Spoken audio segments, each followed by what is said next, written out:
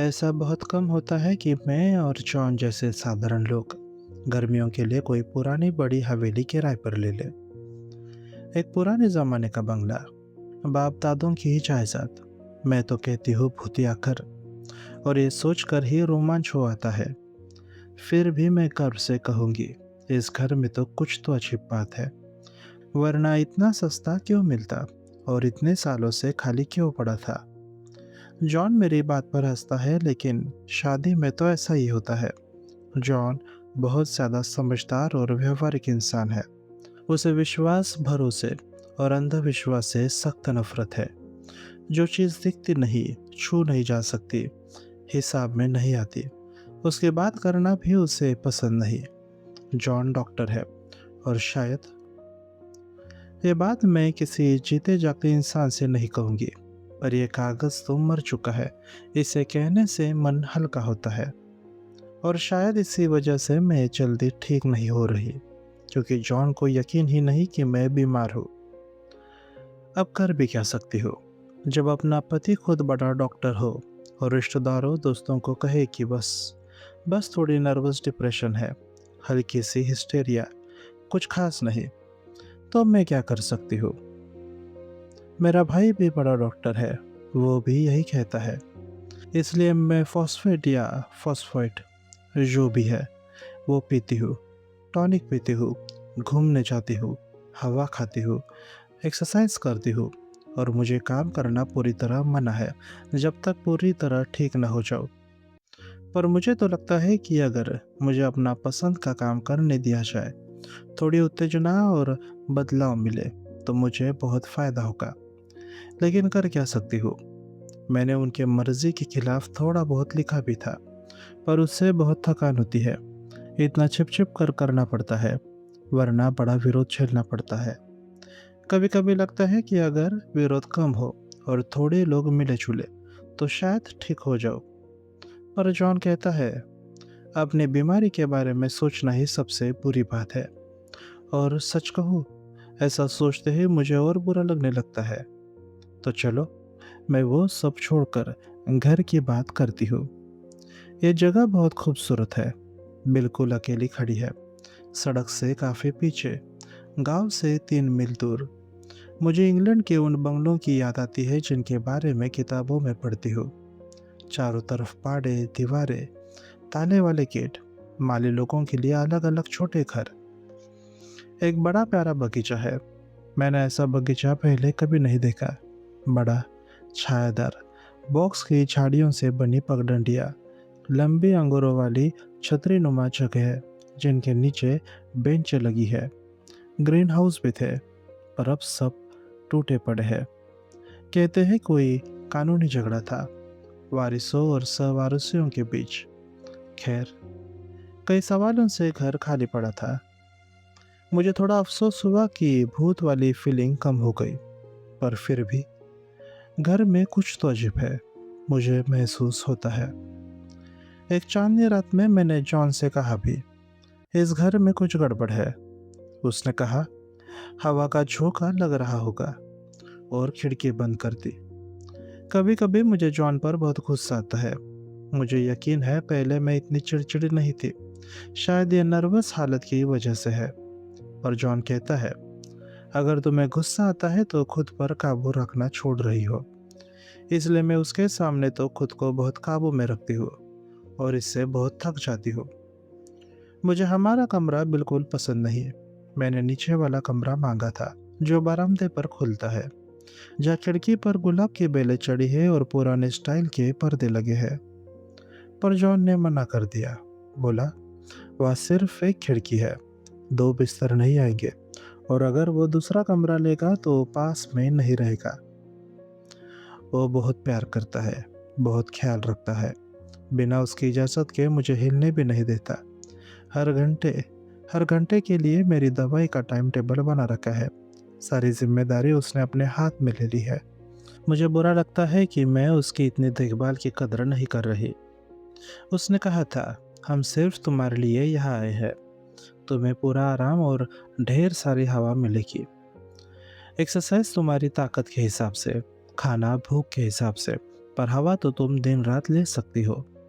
इसलिए हमने घर का सबसे ऊपर वाला नर्सरी रूम ले लिया।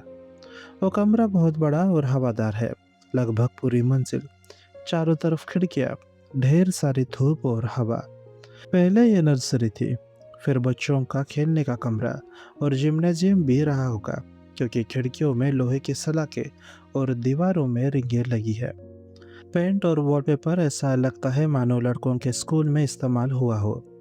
मेरे बिस्तर के सिरहाने के आसपास और दूसरी तरफ नीचे की ओर बड़े बड़े टुकड़ों में वॉलपेपर फटा हुआ है, जितनी दूर मैं हाथ बढ़ा सकती हूँ।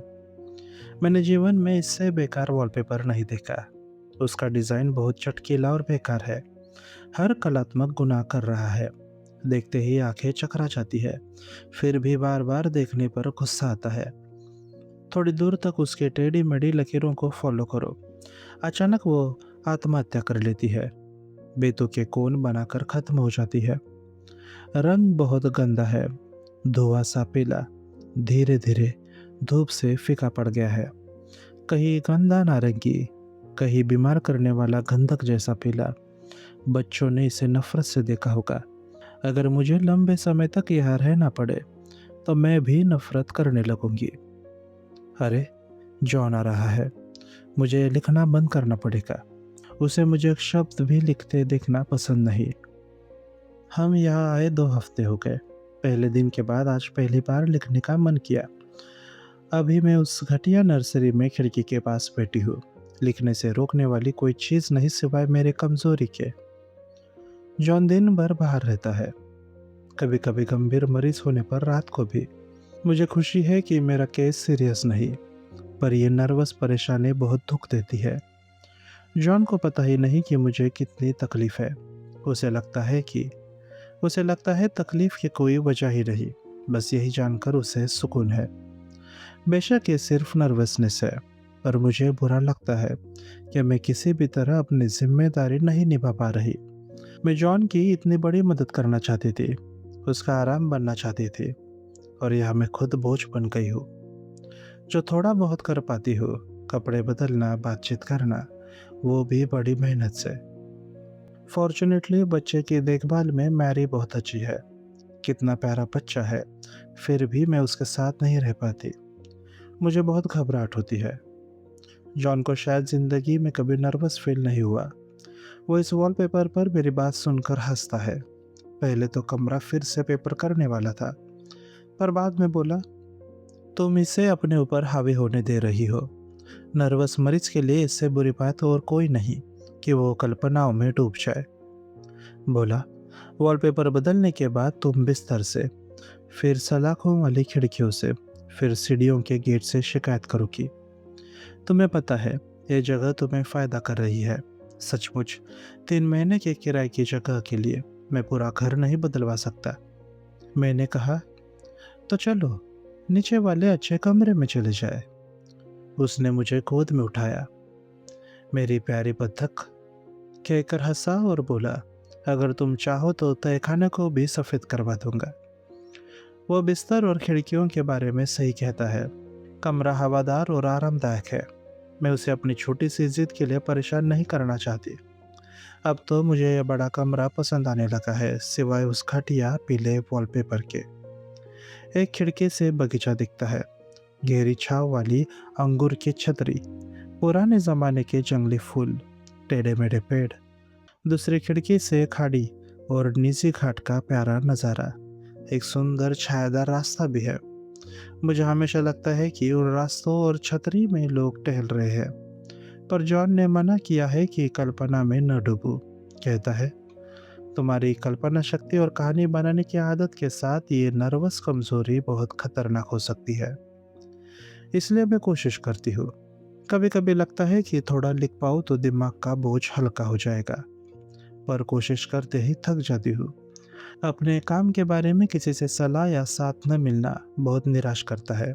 जॉन कहता है, जब तुम पूरी ठीक हो जाओगी तब कजिन हेनरी और जूलिया को बुलाएंगे। अभी उन जैसे उत्तेजक लोगों को पास नहीं आने दूंगा। मुझे जल्दी ठीक होना है, और सोचती हूँ, क्योंकि ये वॉलपेपर मुझे लगता है कि जानता है कि उसका कितना बुरा असर है। एक जगह पर डिज़ाइन ऐसा है मानो टूटा हुआ गला अटक रहा हो और दो उभरी हुई आंखें उल्टी ताक रही हो। ऊपर नीचे दाएं बाएं रेंगती लकीरें और वो बेवकूफ पलक नहीं झपकाने वाली आंखें हर जगह, जहाँ दो पट्टियां ठीक से नहीं जुड़ी। बचपन खाली दीवारों और सादे फर्नीचर से ही डर और मजा दोनों ले लेती थी। याद है पुराना बड़ा ब्यूरो का हैंडल मुझे पलक झपकाता सा लगता था और एक कुर्सी हमेशा मजबूत दोस्त लगती थी। इस कमरे का फर्नीचर भी आपस में नहीं मैच करता क्योंकि नीचे से लाना पड़ा। जब यह खेल का कमरा था तब नर्सरी का सामान बाहर निकाल दिया गया था। कोई आश्चर्य नहीं, बच्चों ने यहाँ बहुत तोड़फोड़ की है। वॉलपेपर जगह जगह फटा है और भाई से भी ज्यादा चिपक गया है। बच्चों में गजब का धैर्य और नफरत दोनों थे। फर्श पर खरोचे, प्लास्टर उखड़ा हुआ और ये भारी बिस्तर लगता है जंग से गुजरा हो।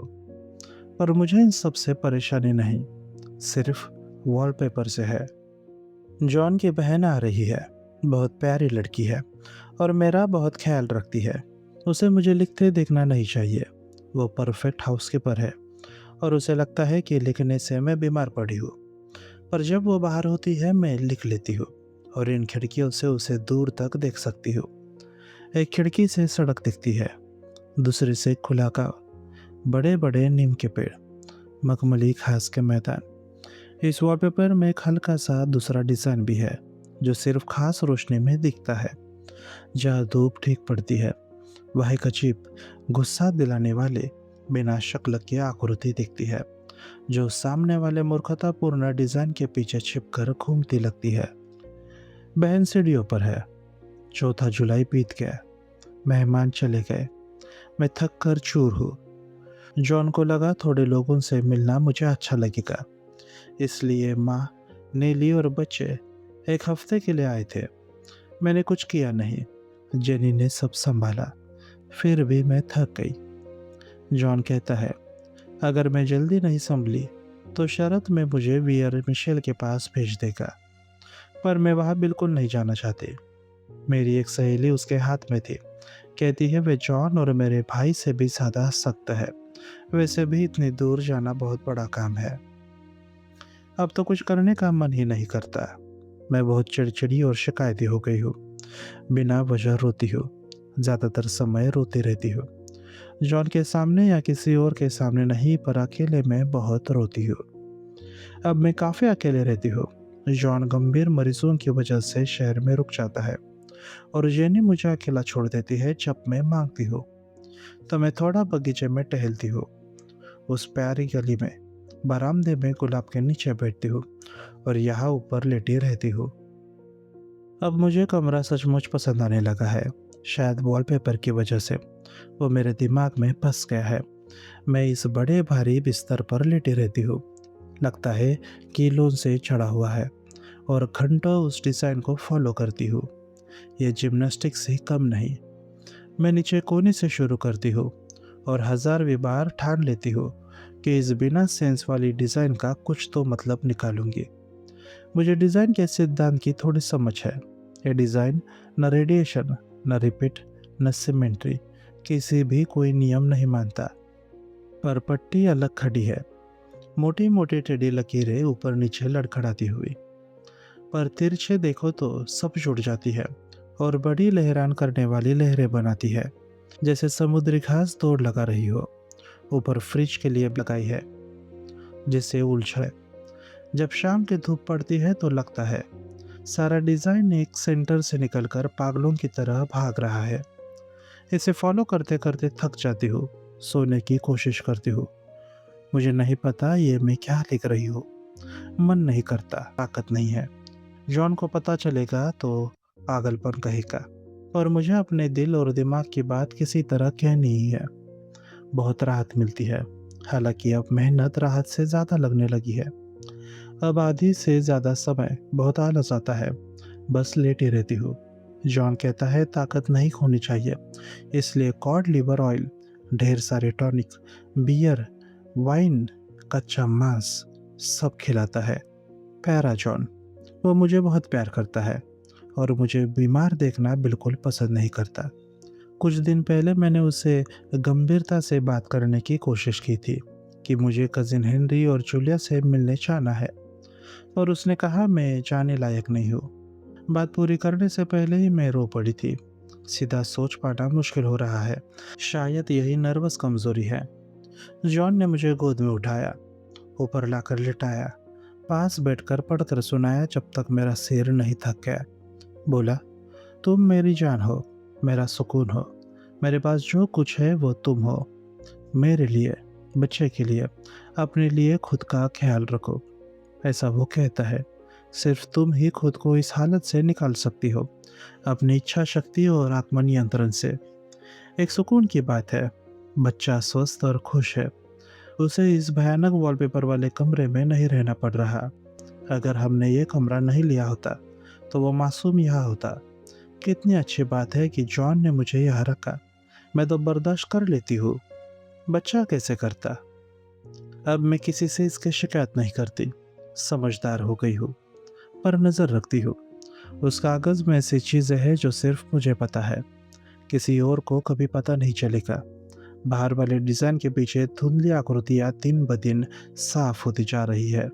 हमेशा एक ही शक्ल, बस बहुत सारी। और वो एक औरत है जो झुककर रेंग कर उस डिज़ाइन के पीछे घूम रही है। मुझे बिल्कुल अच्छा नहीं लगता। मैं सोचने लगती हूँ, काश जॉन मुझे यहाँ से ले जाए। जॉन से अपनी हालत की बात करना बहुत मुश्किल है। वो बहुत समझदार है और मुझे बहुत प्यार करता है। फिर भी कल रात मैंने कोशिश की। चांदनी थी। चांद की रोशनी भी सूरज की तरह चारों तरफ आती है। कभी कभी मुझे वो रोशनी देखकर डर लगता है।